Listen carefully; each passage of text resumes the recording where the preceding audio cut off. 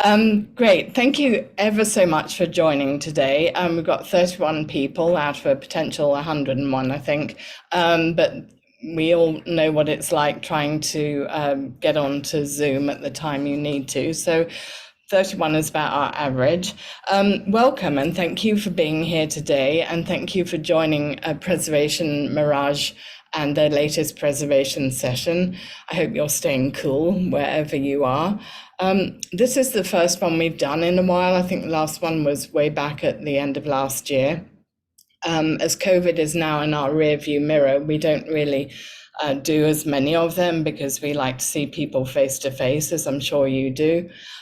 This is going to be recorded and it will be on our website in a few days' time. And so then you can watch it anytime you want and be reminded of all the great information you're going to get from me today. This is going to be a real history lesson and you are going to learn things that you had no idea about, I absolutely guarantee. So, my friend and fellow preservationist Gary Johns is the one who suggested that I give this talk. He has been telling the story of Palm Springs' lost, saved, and endangered properties and buildings for many, many years. And he said, why didn't I do something like that in Rancho Mirage? I expect many of you know the story of the Maslin House by Richard Neutra. The surprise demolition in 2002 sparked an international outcry. And at the time, preservation of mid-century architecture was really in its infancy. Modernism Week didn't start until 2006, believe it or not. And the city of Rancho Mirage was only incorporated in 1973. So they had no list of historic resources. They had no records of any of the architectural legacy in Rancho Mirage. So it was 40 years since the Maslin House had been completed. And as the city's architectural history was not documented, they just had no idea. But even before the Maslin House was torn down in the 1980s and the 1990s, respect for mid-century architecture was really low. It was non-existent virtually. The trend to build ever bigger houses on existing large lots meant that many mid-century homes by well-known architects were torn down. They just fell by the wayside. And I'm going to explain about that in this talk. But first of all, for those who don't know much about the architectural legacy of Rancho Mirage, here's a brief history of how the city came to be. In the 1950s and 60s, Thunderbird and Tamarisk country clubs opened in the early 50s, and they introduced the concept of custom homes on fairway sites. They were the first clubs to be purpose designed for golf course living. This is a map of partly of Thunderbird Country Club, but also of Thunderbird Heights. And you can see at the bottom some of the houses on Fairway Drive, and at the top is what became Thunderbird Heights. The combination of rich and famous clients who wanted to impress golfers on the fairways, as well as entertain their friends, resulted in some of the best modernist architecture in the valley. Thunderbird Ranch Estates, or Thunderbird Heights as we know it today, took a while to blossom, with only a handful of homes by the late 50s, one of the first for Bing Crosby. They also had show homes for a Cliff May franchise. By 1960, with home sites around the golf courses all taken, Thunderbird Heights home building took off, and this was a rather fancy entry for Thunderbird Heights that is in the exact same place as the entry, even fancier today, for Thunderbird Heights. At Tamarisk, things were a bit slower, and as this aerial photograph shows you, there were only a few homes built by the mid-50s. Here are some examples, though, of the beautiful homes that are still here today at both clubs. This is the Jorgensen Mavis residence. This is the Firestone residence, both at Thunderbird. The amazing Marantz house that we had open earlier this year for Preservation Mirage members. And this is the incredible Thomas B. Davis house up in Thunderbird Heights. So in 1950, what happened was the National Housing Act provided for government insurance on mortgages, and this allowed builders to initiate cooperative housing projects without consumer participation. This is a very non-politically correct cartoon that I found in an article in Palm Springs Life magazine in the early 60s. And at the bottom it says, "Now look here, Jones, there's a limit to this co-op bit." Essentially, the idea was that cooperative living could lead to some other form of cooperation, and we won't go there. But this is a great example of desert. One particular co-op that was developed in 1957. It was the biggest in the valley and one of the first. Desert Braemar, we recently did a Preservation Mirage event there for members, and it's in still very original condition. So that was what co-ops were all about. Then in 1961, condos the FHA passed a law to ensure mortgages on parcels of airspace in the form of multiple housing units. And California passed its own, each state then had to pass its own laws.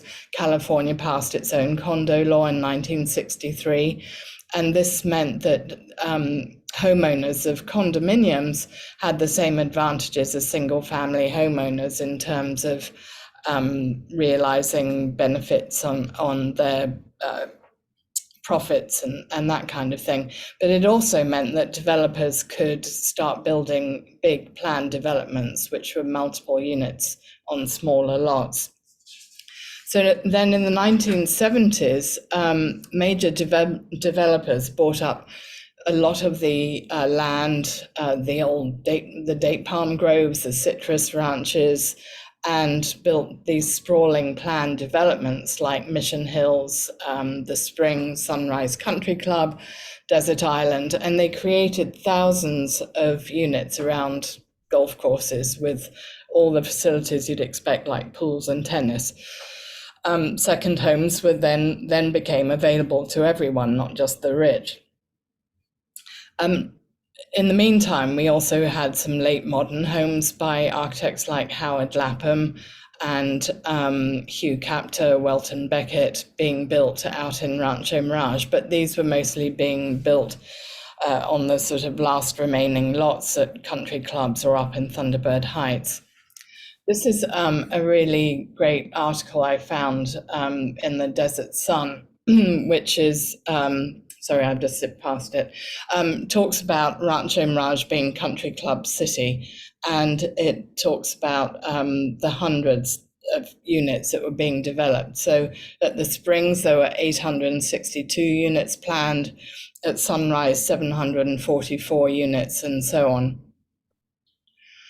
These are some examples just to give you a flavor of what was happening with custom homes in terms of size. This house was about 10,000 square feet up on Thunderbird Heights, and by the 70s, bigger was better, definitely. The Gerald Ford House, very elegant residence at Thunderbird by Welton Beckett, provides a useful design transition between mid-century modern and postmodern. So this is very much a late modern home. So in the 1980s, Palm Springs had a reputation as a cheap destination for college kids seeking fun in the sun during spring break. Things reached a peak in 1986 when the notorious spring break riot took place, and there's actually film footage of this online. So if you don't remember anything about it, I recommend that you check it out. It's quite something. Eventually, city regulations clamped down on street activities. So down valley, a lot of people decided to move down valley at that time, and Rancho Mirage had become the home of the winter capital of golf, but people were playing golf year round, and people also started taking the older 1950s homes because they were on quite big lots, a lot of them, and tearing them down. And this is where we come to what this talk is all about. Mid-century modern just wasn't fashionable any longer. The older homes were often considered outdated with poor air conditioning, old electrics, small kitchens. Some didn't have any dining rooms at all because club members just went to the club for their dinner and for their social events. And they had maids who did all their cooking for them, so they didn't need big kitchens. So that stopped being a thing. By the 1980s, people wanted bigger houses. They wanted bigger kitchens. They wanted spa-like bathrooms. They wanted eating islands in their kitchens. They wanted bigger appliances, those huge fridge freezers that everybody has now. Those came into fashion in the 80s. People had more stuff. They had more cars, they had more clothes, they had music systems and so on.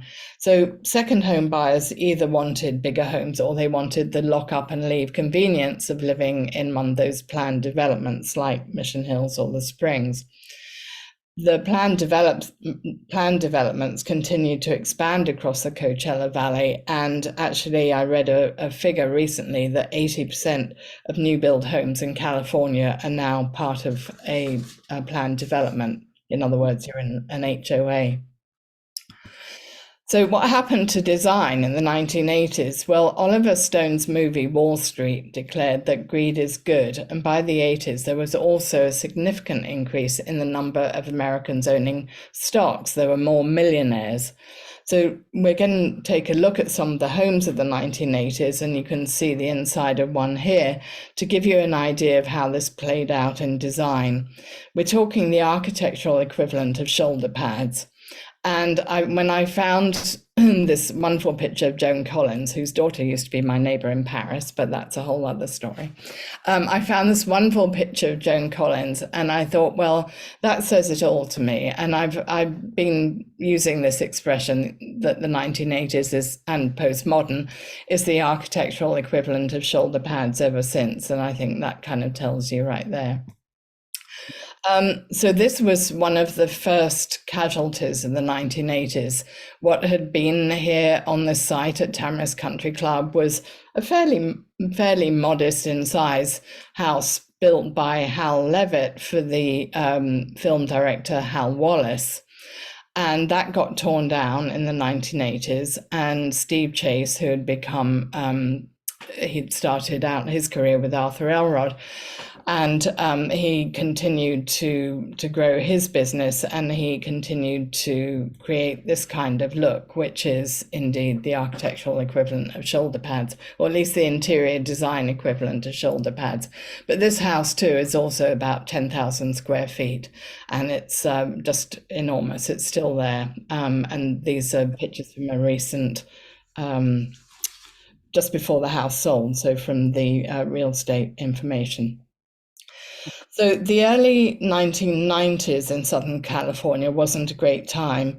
The Los Angeles riots in 1992, which some of you may recall, had a significant impact. And then soon after that, we had the Northridge earthquake in 1994. And the real estate market in Southern California really hit the doldrums. Fortunately, by the late 1990s, a new generation discovered Palm Springs, and the local preservation movement began in that city. Just for jollies, this is also a 1980s home at the Vintage in Indian Wells, and we're going to move on from here and talk about what's been lost. I actually visited this home in Indian Wells, and I have to say that this is the entryway to the house, and it reminded me of a body part. And I'm not going to go any further than that. I'm just going to say that it is just one of the weirdest things you'll ever see at the entryway. Okay, so here we are talking about what we've lost. This is really the effect of the 1980s and 90s to a large extent on what we've lost. And starting here with a house from 1945, by Albert Frey. This picture is actually being used as the introduction to the Albert Frey exhibition that's going to take place at the Architecture and Design Center as part of Palm Springs Art Museum starting in January 2024. It's a photograph by Julius Schulman. And this was a solo project for Albert Frey. The house bears many design similarities to his own house in Palm Springs that he built in 1940. The common characteristics, the horizontal wall planes extending into the landscape, and the walls are topped by a thin flat roof. Raymond Hatton was a well-known screen actor and mostly a character in Westerns. I'm just going to close the screen for a sec. Okay. One biographer described him as having a face like a cunning and disreputable turtle, a voice like a rusty gate, which I think is just such a wonderful description. I had to include it.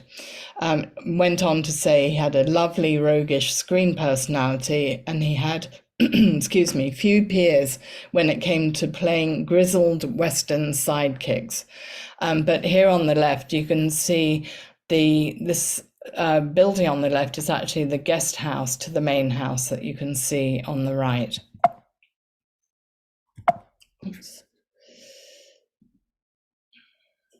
Okay, for some reason that's not working. Okay, here we go. This is how the house, as you can see in the color photograph on the left, looked in the desert. It was in 45 acres of land, and it was a house and a guest house that sat in isolated splendor in this huge desert landscape. In subsequent years, Hatton actually added other buildings and homes, and the whole ranch became known as Rancho Paradise. The Julius Schulman photographs show the house in all its modernist glory, and you can see that in the living room on the right with a very simple modernist fireplace and the floor-to-ceiling glass, as well as the corrugated material on the ceiling. The house was actually located opposite, the whole area of land was located opposite Tamarisk Country Club. And the area, which you can see on the left, subsequently became Rancho Mirage Racquet Club in the late 1970s. And I've tried to illustrate that on the right-hand side. You can see a kind of triangle of land. I'm going to move my cursor around. So this was essentially all the land that belonged to Raymond Hatton. And here on the left, you can see the group of buildings that were part of that Raymond Hatton estate. Another house by Albert Frey, actually by Clark and Frey, that's long gone. This one thanks to the Architecture and Design Center who let me borrow these drawings. This was for Mr. and Mrs. Cortisos. It's, I think they were Colombian. A very simple house. It was on Sahara Road, which is one of the oldest areas of Rancho Mirage. It was part of the original subdivision dating back to the 30s. It was a little gem of a house, wood framed, probably lath and plaster, that didn't survive. Cortisos died in 1963. And there's actually, I think, an empty lot where this house used to be. Another early house, this is the Blankenhorn Residence from 1937. This is an amazing picture that my colleague Luke Leuschner found online and sent to me. It was listed on the city's 2002 survey as being by Van Pelt and Lind. Van Pelt and Lind were a Pasadena firm of architects, and Clark and Frey, when they started work in the desert, didn't have their architecture licenses, so they worked under the umbrella of Van Pelt and Lind as kind of the desert representatives of that Pasadena firm before they received subsequently their own license to practice as architects. So this is where John Porter Clark and Albert Frey were kind of working And there are a few houses I've seen around the Palm Springs area that had this design to them. It mirrors several houses that they designed and probably others that we don't know about. It stayed relatively original, as you can see. This is what it looked like when I first moved out to the desert. So this is probably about 2015. However, a subsequent owner rescinded the designation, the historic designation, which is allowable. They had other plans, and it was a relatively small house on a very large lot. So the new owners were obviously extremely tempted by the idea of creating a bigger house. The work commenced in 2017, and unfortunately, Preservation Mirage was just starting. I was actually living in Dallas, busy writing the book when this work started, and I heard about it kind of secondhand, and saw that they were taking it down to the studs, and we thought actually that they were going to do the right thing, that they were just going, especially as they'd kept the area on the left. Unfortunately, this is what it ended up looking like. So it's still there, still on the lot, and you can see that they kind of kept those sloping roof lines on the left and the right, but that's about all that survived. So the Flying H Ranch is something I've just been working on over the course of the last 6 months, because it's actually right round the corner from where I live at Tamarisk Ranchos. If you know Sunny Lane and Palmview Road, this whole area of Flying H Ranch is around here. On Sunny Lane, if you walk around this neighborhood, just up from Palmview Road, there's a bronze plaque on a brick post by a well, a CBWD well, that reads Flying H Ranch 1950. Actually, it predates 1950, but I think this one particular house that's still there dates to 1950. Hiram U. Helm was a financier and developer, and he was credited with starting Holmby Hills in Los Angeles. He moved to Palm Springs in 1945 and bought acreage in what was then the Wonder Palms area to start this subdivision. By 1947, he was settled at his Sunny Lane home, when he was featured as a man of distinction, as you can see on the right, for Lord Calvert whiskey. There may be one or two of these old adobe style homes tucked away. I believe that there are, but there aren't many of them left. I think he did build quite a few of them. He highlighted the abundance of water, and he actually dug a deep well that is where the CBWD well is. So this is, as you can see, has some similarities to the Clark and Frey house that we just saw. The ad on the left was from 1947, and for some reason he decided to call it Land of the Afternoon. Well, if you go out there this afternoon, you'll find it's 102 degrees. Maybe you don't want to be standing out there. But he sold off 2.5 and 5 acre sites, and I have a theory about some of the sites that he sold off that I'm still working on. I also discovered on the right that one of these houses from the 1964 homes that he developed on Tamarisk Lane, one of the houses is still there, and I put it up on our Facebook Preservation Mirage site yesterday, so hopefully you'll take a look at that. These are kind of modernist houses that he was developing in the 1960s. And yeah, he had a big impact on this little corner of Tamarisk. So the Desert Air Hotel and Air Park, I get asked about this place a lot. It dates back to 1946, post-war, when this area of the desert was wide open. Hank Gogarty was the owner, and he was also an architect who'd graduated at USC before the Second World War. And he designed a lot of buildings in Hollywood, including movie theaters like the Avalon. He also even designed a factory for Howard Hughes, where the Spruce Goose was built. He designed and operated the Desert Air Hotel and Air Park. At the end of the war, it was an area of 200 acres. The airstrip doubled as a polo playing field, which was confusing unless you knew what was going on when you flew in. And it was hugely popular in the 1950s. It had a fabulous restaurant called the Compass Room that was a kind of circular room that you can see on the left-hand side of this postcard on the right. A really fun collection of buildings with little cottages all around the grounds, as you can see at the bottom of this postcard.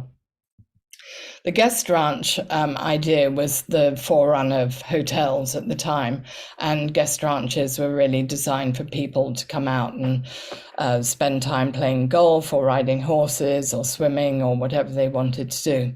So this is what's here at Desert Air Park today. It's the Omni Rancho Las Palmas Hotel. And when you're sitting out on the patio at Blue Ember, which I sometimes do, and you look down the fairway, you can imagine those small planes flying towards you, and that's what Desert Air Park was all about. White Sun Guest Ranch was originally called the 11 Mile Ranch because that was its distance from Palm Springs. Had the same kind of idea, but without the actual air park that Desert Air did. But it opened in 1946, and on the right-hand side is a screen grab from a video of White Sun Guest Ranch that I found. It had a pool, tennis, riding stables, a pitch and putt golf course, and guest cottages. In the early 80s, it was sold and it became the Lost World Resort for a couple of years. And then it got sold to investors who promised to preserve the historic hotel, but they also turned it into a Club Med kind of place. Eventually, the Lost World lost its way and was bought by developers, and now there's a shopping mall there. And I put this picture of In-N-Out Burger there because that kind of will help you understand where the White Sun Guest Ranch was. So those were the fun places for people to stay. This was one of the first houses to be built.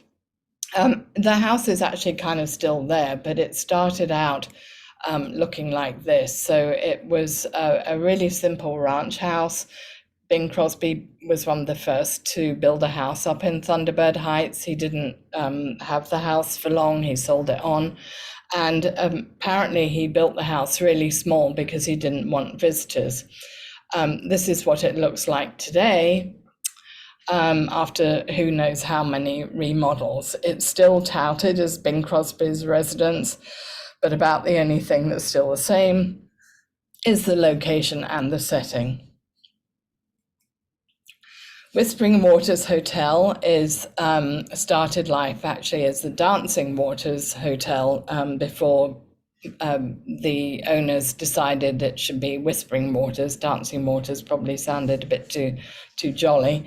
It was designed by Powers, Daly and DeRosa, who were very well known in America for designing those really crazy googie style bowling alleys. The Covina Bowl is a classic example. And DeRosa was a friend of Dr. Johnson, whose idea this was. Johnson sank all his money into this project, according to his daughter, who I met and talked to, and provided me with this amazing illustration of the hotel, this rendering. He soon sold his dream, having basically gone bankrupt, to this group of people.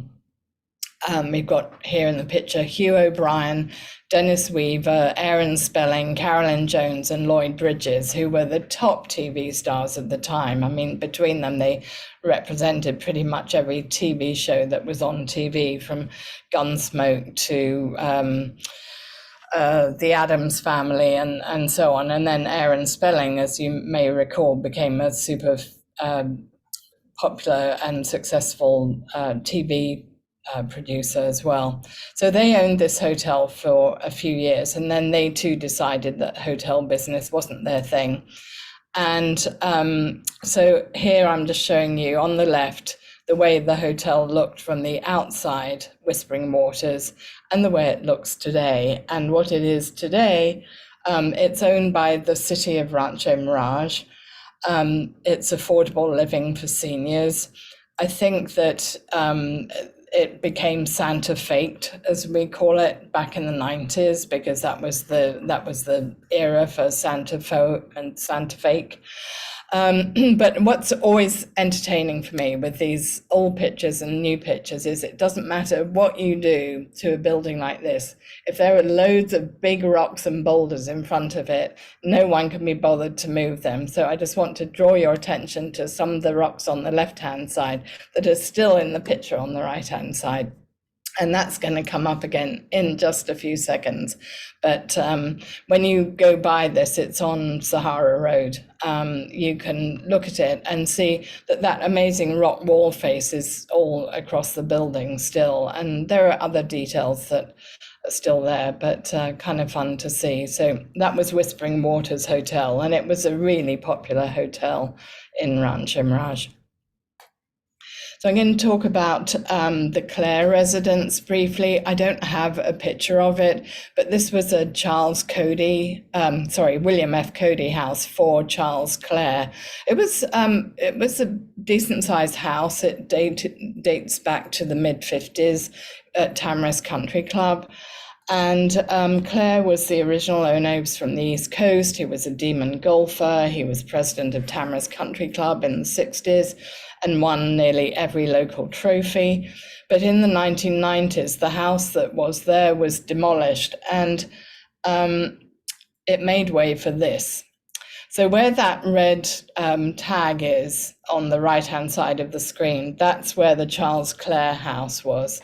It had, you could tell on the previous drawing that it was on the circle right there.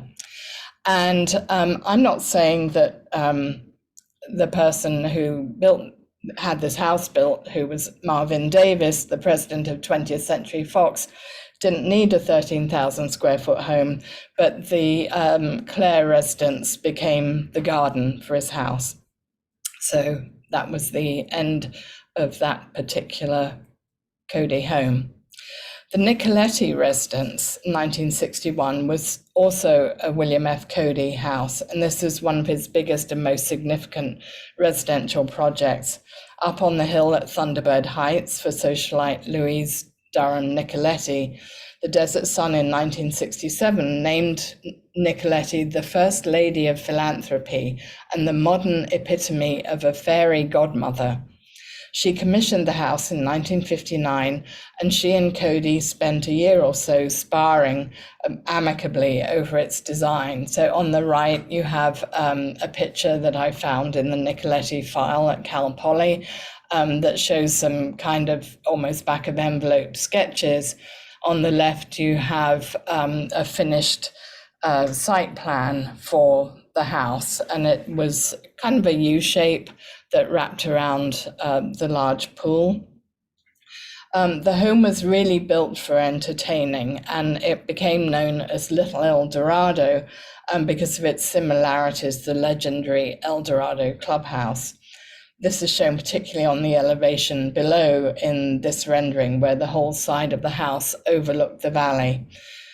It had a huge indoor-outdoor bar, a terrace around the pool. It had walls of windows, especially from the living room overlooking the valley on one side and the pool on the other. It had 5,000 square feet of floor space, and it had 4,000 square feet of outdoor terrace for entertaining. So during the desert's active social season, it was vital for parties. The 12-foot-long walnut-paneled bar served guests no matter which side they were. And the house also had a 1,000 square foot basement, which is really unusual for the desert. The main design theme of the house were these flattened arches. They appear at the home's entry, at the doors, designed by Cody, and the window shades on the left, a series of flattened arches supported by narrow columns. Overlooking the valley on the rear of the living room, a shaded cantilevered terrace had the same design. This was one of the most expensive homes that Cody designed. It cost $175,000 in 1961, which is 1.4 million today. And it was a testament to the numerous changes that Nicoletti requested as well as the quality of the materials, the glass, the steel, the custom finishes, and so on. The house is featured in Kathy Cody's wonderful compendium of her father's work, so do check it out there. But this is what happened to the house, I believe, in the late 90s. And so I want to show you again on the right, you can see those flattened arches. On the left, they kind of kept the supports, but they turned them into Greco-Roman pillars. And the flattened arches have gone. The front door has become the essence of postmodern architecture, if you like. But check out the rocks. You heard what I said about those rocks. So in the right-hand side of the picture on the right, you can see a rock just over here, just right there. And then on the left, you can see this planter that's still there. There's a rock hidden in there. So there's a couple of rocks there. And then further back here, you have this rock too. So that's what happened to the Nicoletti residence. They couldn't get rid of the rocks, but they certainly changed the way the house looks. This house, I don't have any after photographs, but I just wanted to say it kind of went the same way as the Nicoletti house. This is a Buff and Hensman house from late 60s at Tamarisk Country Club. The house is still there. They designed 3 houses at Tamarisk, and this one was a jewel, but in the 1990s, somebody decided that this wasn't quite what they wanted, and it was remodeled, so it's kind of suffered the same fate as the Nicoletti.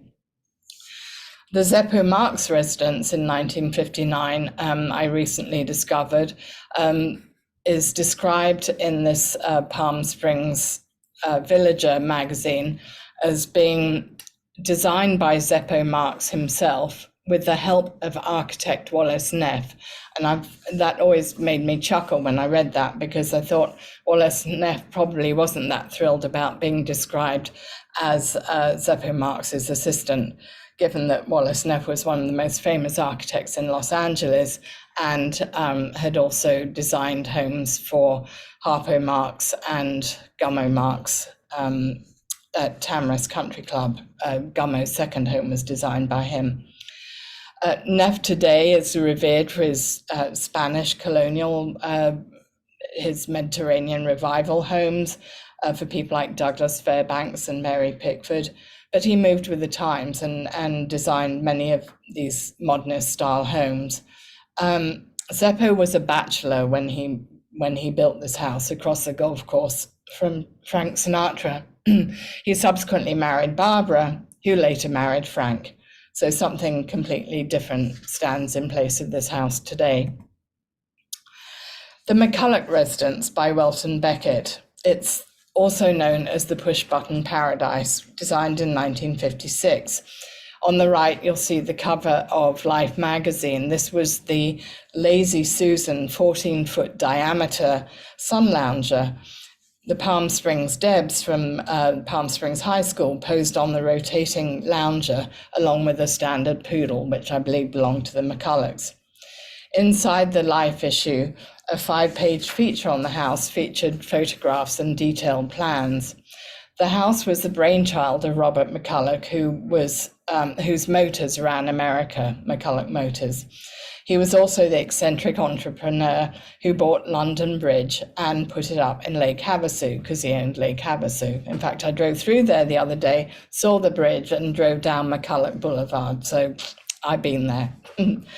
McCulloch chose architect Welton Beckett, known for landmarks like the Capitol Records building in Los Angeles and the Cinerama Dome and the Music Center and many more LA landmarks. The house was on an acre surrounded by waterfalls, wading pools, a sunken tennis court, a putting green, and 60-foot swimming pool. And it was sited so that stray golf balls wouldn't damage windows. Nearly everything in this home was mechanized.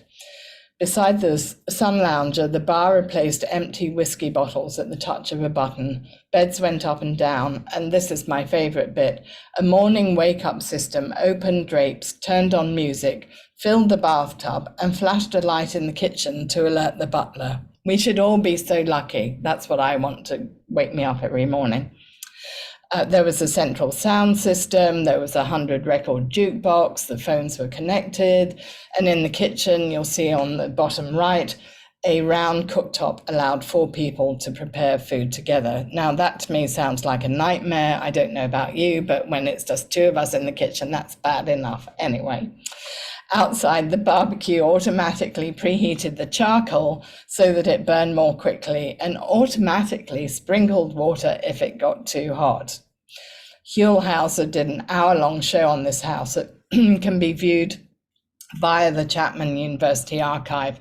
And if anybody wants the link to that, just get in touch with me and I'll send it to you. It's free to look at. It's the best 1 hour's TV you'll ever see. So this house required huge amounts of planning at the slab stage. It took 2 years to build. In the center of the house was the living room, which you can see here. There was a mosaic mural on the back that depicted a sun legend of Palm Springs Indian tribes and took a year to make. And Life magazine reported that the house cost $750,000 to complete, which would be $7 million in today's money. In 2002, the year the Maslin House was lost, the new owners obtained permission to remodel. The elevator mechanisms in the slab may still remain, but McCulloch's carefully designed technology for carefree 1950s living has been replaced by the 21st century equivalent, and Welton Beckett's original design for the home has been greatly altered.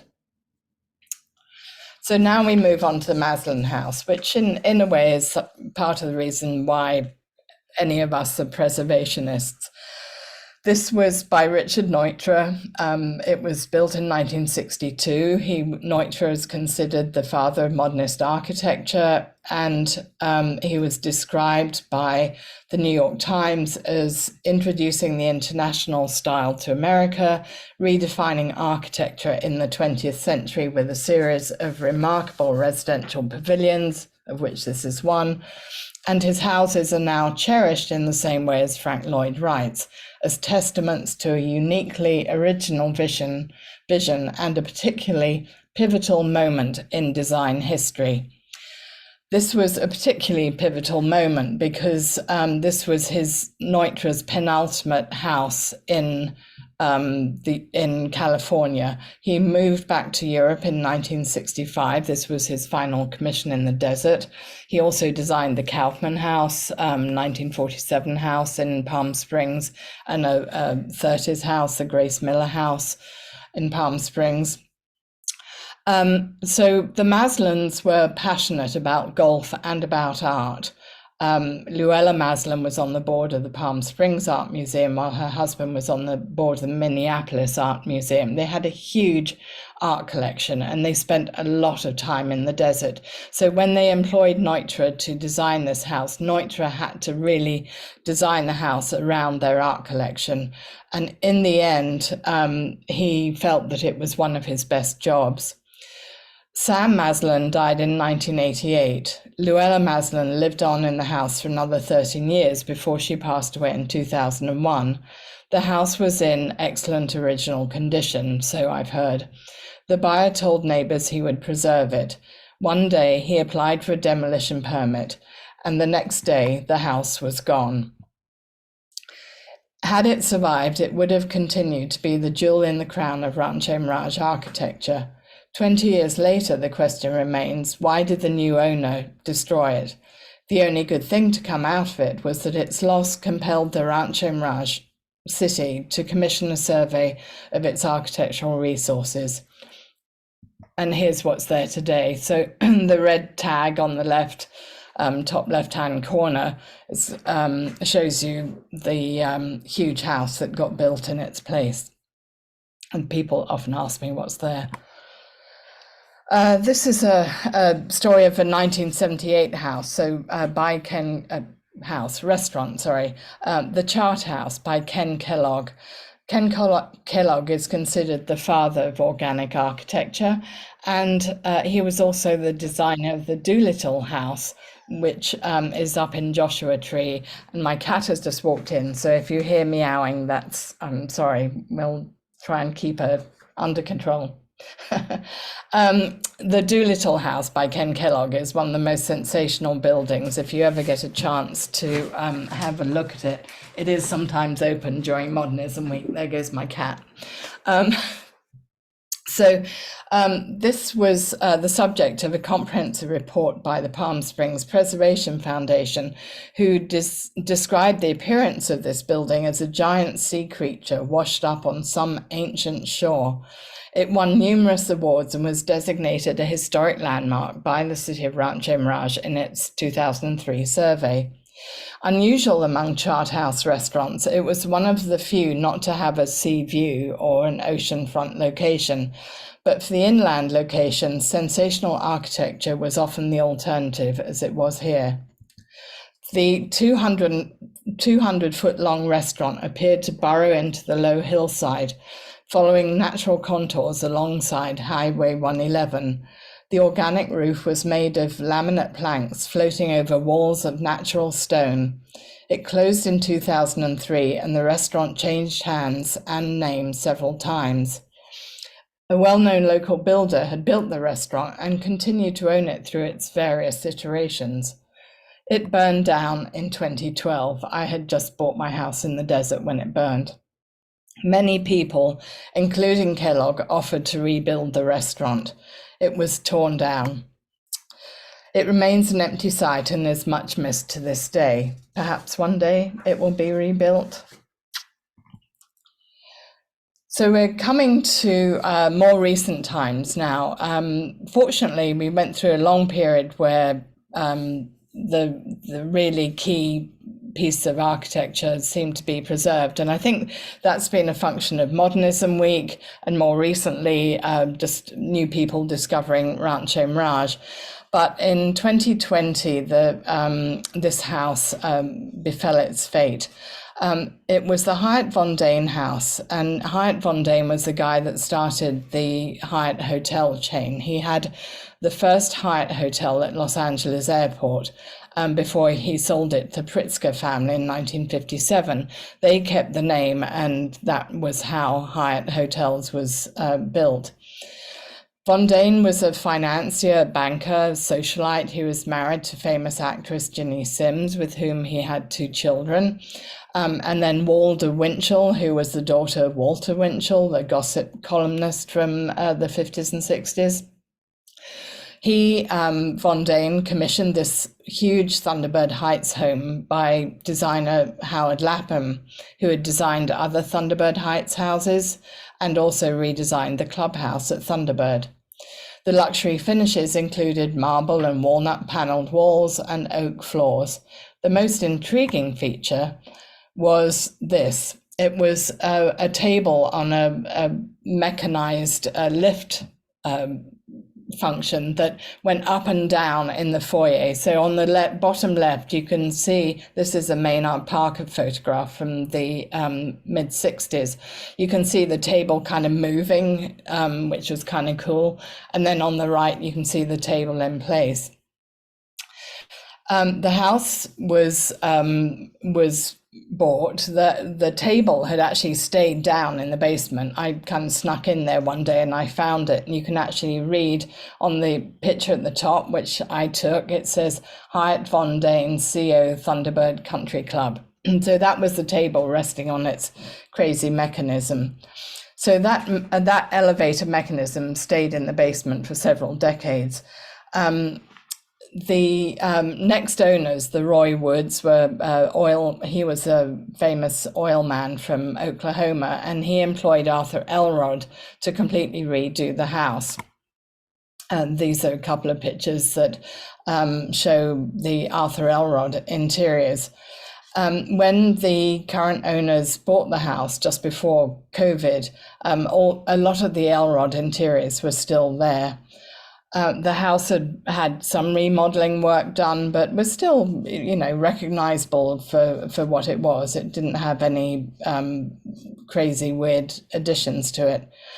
Unfortunately, this befell similar fate to the Maslin House. So the owners who bought it had said that they were going to try and preserve it, but one day the bulldozers arrived, and it was during COVID. The house wasn't on the city survey. It was mentioned briefly, but it wasn't on the official list, so it had no protection. But it did highlight the need for an updated survey of the city's historic resources. 20 years is a long time in preservation. Homes that weren't considered in 2003 because they weren't 50 years old now need to be evaluated. Homes behind gates, like this one at Thunderbird Heights, can be researched via digital methods. And digital archives of newspapers and magazines now exist that didn't exist 20 years ago. So these methods can identify a lot of homes that weren't considered or weren't researched in the survey that was done 20 years ago. So I'm going to end on a positive note here and talk about Thunderbird Cottages, because for a few years we really thought these might be falling under the category of going, gone. These were designed by William F. Cody as temporary accommodation for club members and their guests. There were 14 cottages in a village-like setting adjacent to the early clubhouse. This is what they look like on Cody's site plan. 12 of them are still in place. 2 were lost when the clubhouse was rebuilt in 2002. The remaining cottages have been under threat for several years.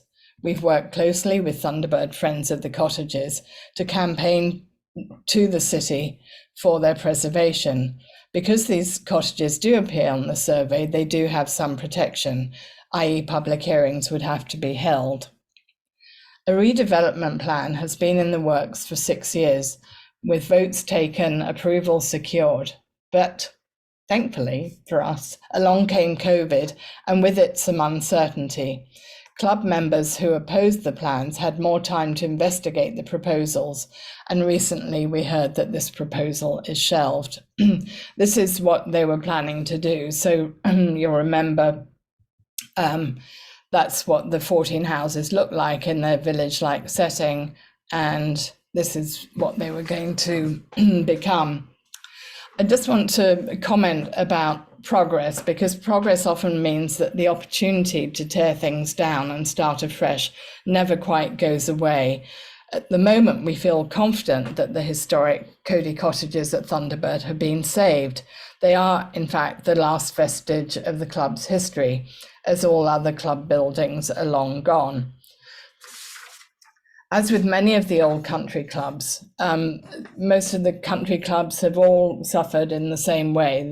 They don't have their original clubhouses anymore. And so with a couple of rare exceptions, this is the last remaining piece of history at the club itself. What we're hoping to do is through club members and through the History Society at Thunderbird is encourage members of the club to embrace the history and legacy of these cottages. Many celebrities, golfers, even Betty Ford rented these cottages. There's a tremendous opportunity here for the club to add value via the cottages' history and architecture. And I know some of the members of Thunderbird and the History Committee are on this talk today, so I just wanted to raise that. We're on your side. So one last thing I wanted to say about Preservation Mirage is that we are encouraged by the fact that our membership has increased so much in the last few years during COVID. The passion and fashion for modernism has thankfully inspired a new generation of design-oriented homeowners to look further afield than Palm Springs to find the gems that still exist here in Rancho Mirage. Many of the homes and communities built in the 50s, 60s, and 70s are now being carefully preserved, restored, and designated. And if you own one of those, we thank you, and you're our heroes. Our role at Preservation Mirage is to encourage preservation and to educate the community about what is on your doorstep. So that's why I'm here today. We continue to do ongoing outreach to homeowners, the real estate community, city council and staff, and local business. Our membership has doubled every year since we started 5 years ago. From a small informal group of about 30, we now have 700 plus subscribers and donor members of about 150. So if you believe in what we're doing, please get involved, either volunteer or make a meaningful contribution as a donor member. And that's all I have to say. I want to thank you very much. I'm going to stop sharing my screen so I can look at all your smiling faces. Thank you. And ask you if you have any questions, just unmute yourself and put your hand up and I'll try and identify you. Or if you don't have any questions, that's okay too. I'm going to read through the chats. Okay, somebody asked me, do I recall the date of this article? And I think he's probably talking about the Country Club City one. Mike Klaus, is that the one you wanted to know about? If so, that was 1974, I believe. Okay, let me just see. Any question? Adele's got a question. Unmute yourself, Adele. Oh, I thought I did. Have I not? Yeah, I hear you.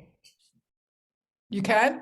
I can. So the city of Rancho Mirage, where are they at with preservation right now?